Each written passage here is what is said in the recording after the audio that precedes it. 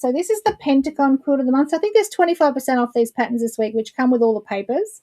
So that's the Pentagon mini quilt of the month. And my plan is to demo Pentagons tonight because we realized when our old blog shut down that all of our tutorials have lost all their images and lost all their blogs. So, you know, something changes and we've got to rebuild everything, which is hours and hours and weeks of work. But anyway, so that I'm going to do, my plan is to do a Pentagon tutorial tonight, and we'll extract that out to put a video back up on the website for the Pentagon. So that was the Pentagon quilt of the month. And, well, this is another Pentagon quilt of the month. So there was 2 that had pentagons in it. They were 1 inch, and these are 3/4 inch pentagons. And then there was 5. I've only got 4 here. I don't know what the other one was. That's the hexy one. So that was very simple. That one had a little bit of applique on it as well, but it's really quite sweet with just all these little hexagon blocks. Wouldn't that be nice in a full-size quilt if I just kept repeating that into a full-size quilt? This was a clamshell one. So that was a clamshell one. And then there is an apple core one in blues, which I haven't got here, so I missed that one. So let's go to this. So we have 1 inch pentagons, and I'm going to pair it with a 1 inch hexagon and make a pentagon flower, because pentagons are one of the shapes that are not, Julie, you've got a space, no space between the easy and the app. Pentagons are one of those shapes that don't tessellate, so they're not going to give you a closed shape. They're going to give you an open shape with spaces in between. So I'm going to pair it with a hexagon, which has got 6 sides, so I need 6 pentagons. And then I'm going to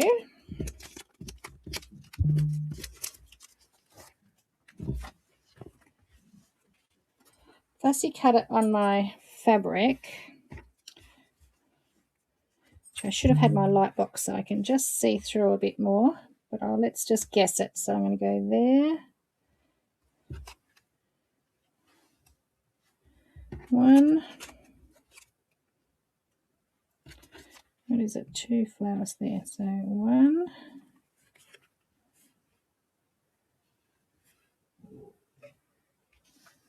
2. It's going to waste a bit of fabric, isn't it? Maybe I shouldn't be fussy cutting it because I don't have much fabric.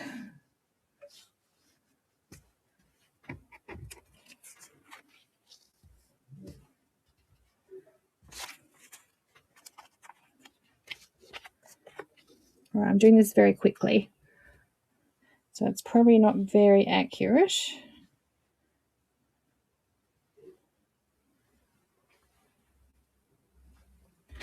All right, quick press.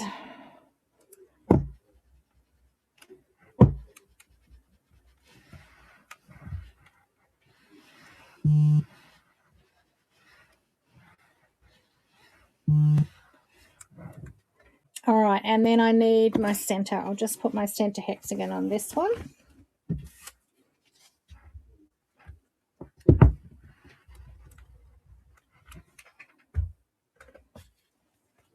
Doesn't it feel nice when you've cleaned up and all your desk is nice and clean? Still a long way to go. Right, then I'm going to cut out with my 1/4 inch seam allowance.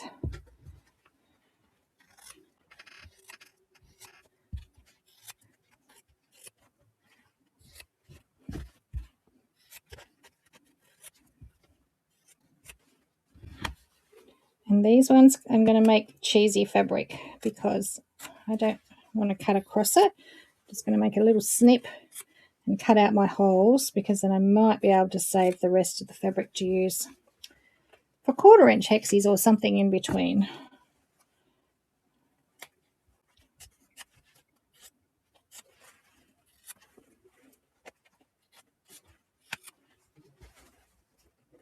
Just make a little snip.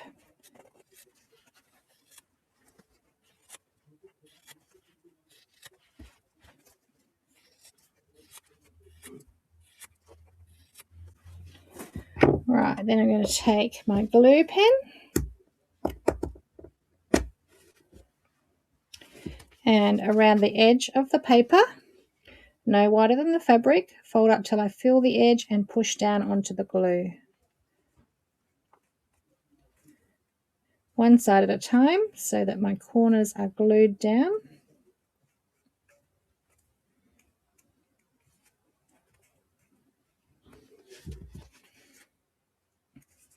All 5 sides on a pentagon are exactly the same, so there's no top or bottom. Any side can be the top or bottom, so when we turn it over, we'll know which is the top and bottom because I fussy cut it. But if it was just a random scattered print with no directional print, then it doesn't matter which way up they go.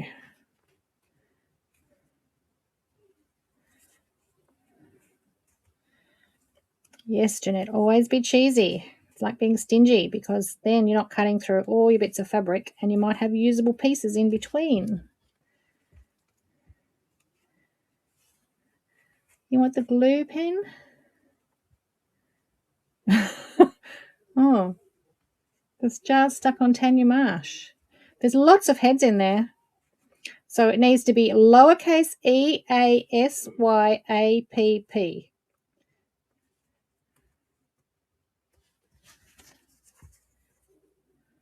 Hi, Joe. We've had a few glitches, a few technical glitches.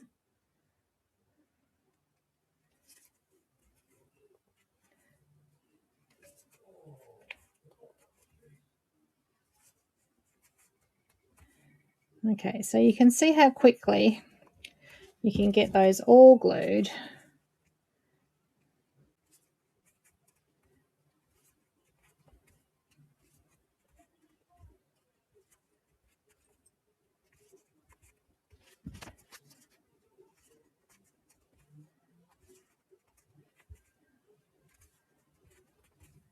And my center.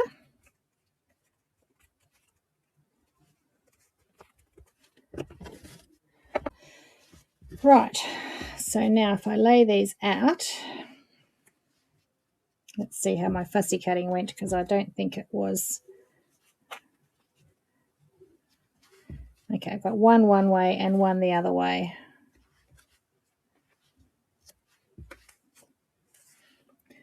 It doesn't really matter because, as I said, oh, actually, no, I didn't quite get it right.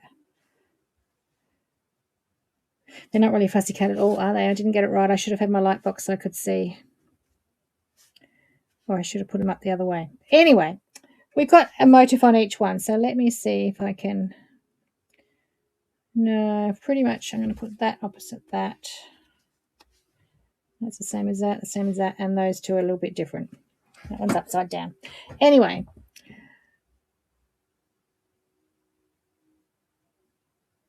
Okay, so that's what our little pentagon flower is going to look like. And I actually think it would be nice if I did a little stitcher in the middle of them too and did a little flower garden, coming up with these ideas. All right, so then we have to stitch them together. So we go to our applique needle and our just some blending Deco Bob 80 weight thread, which has got a bit tangled.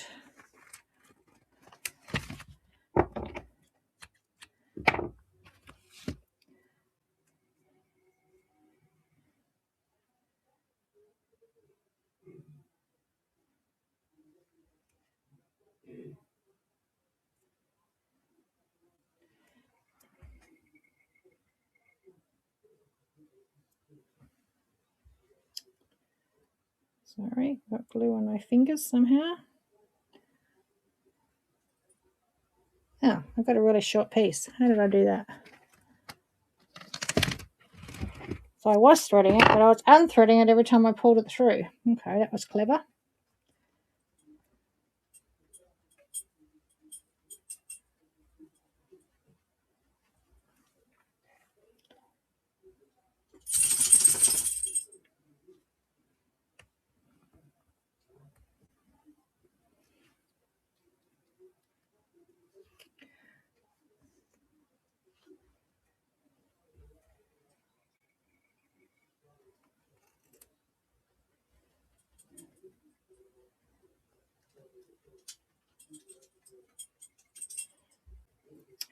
All right, so now I'm just going to flip that over.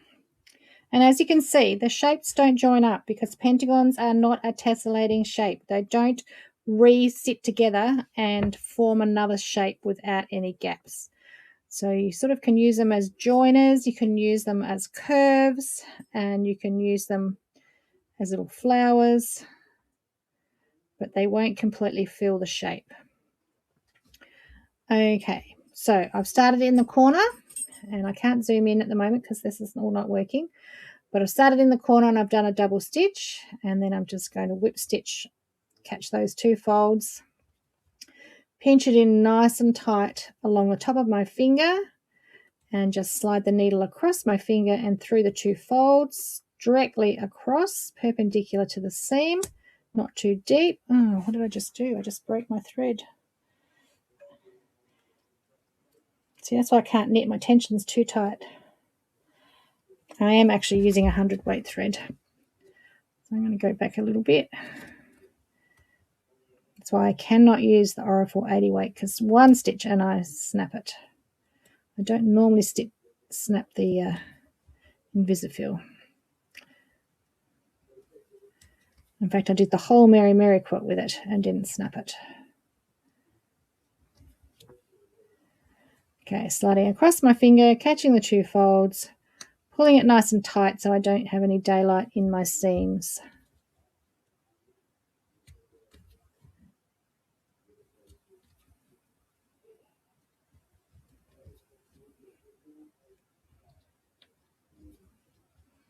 Last stitch goes in the 2 points. I make sure they're exactly together. I did check when I was about halfway along that my points matched, and they did. Otherwise, I would have eased it in to make sure that they do. Through the loop, tie a knot, open that out, and then I'm on to my next one, which is going to go here. So just right sides together, through the 2 points exactly, through the 2 points again. You can pinch and zoom in on your device, I think, if you can't see it up close. Pentagons do make great balls, Carleen. Yes, so because excuse me, because they don't tessellate, if you do join those two seams together, it curls it around into a bowl, or if you keep going, a ball. So there is plenty of patterns out there, and I've done them. Actually, I should include that in my Christmas box this year. The Pentagon EPP bauble, because yes, they'll make. They actually have pentagons and hexagons in them, and it makes a nice round ball. So I would get to halfway and then just check that your points are even, and if they're not, ease them in across the extra half of the seam, but mine are quite even because my gluing was reasonably accurate. Okay, last stitch goes in the 2 points, through the 2 points again, through the loop and tie a knot. And there's our second one. Move around to our third one. Make sure I've got the right seam that I want there. Through the 2 points, through the 2 points again, through the loop, tie a knot to start,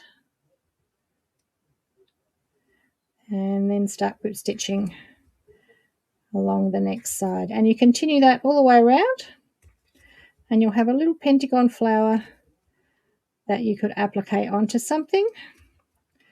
We'll make it into a project. I will make it into something this week and show you next week. Waste not, want not. See, I've wasted some of my sampling, so now I have to make it into something so that I'm not wasting it. So you can see once you've got it glued and you've positioned it correctly along your finger, how quick it is to stitch. Hi, Joanne. Yes, we're nearly finished. Well, not quite. We've got our ender bolt cell to go first. Okay, so I won't bore you with the rest, but there's half of it, and I will finish the other half once we finish. Let's not tempt fate, and let's get on to our end of bolt pieces before technology drives me crazy again. Okay, night, everyone. Have a great stitchy week and stay well. We'll see you next week.